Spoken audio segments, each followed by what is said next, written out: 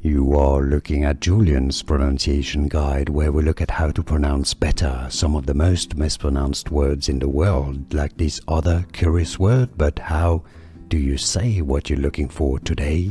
Let's learn how to pronounce the name of this novel by French author Charles Baudelaire. Oh, it's actually a book, a poetry book.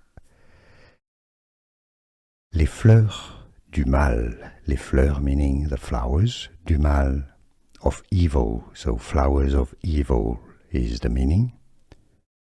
Les Fleurs du Mal.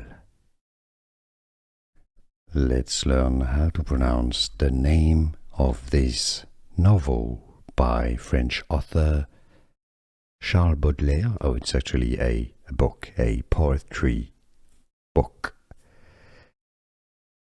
Les Fleurs du Mal.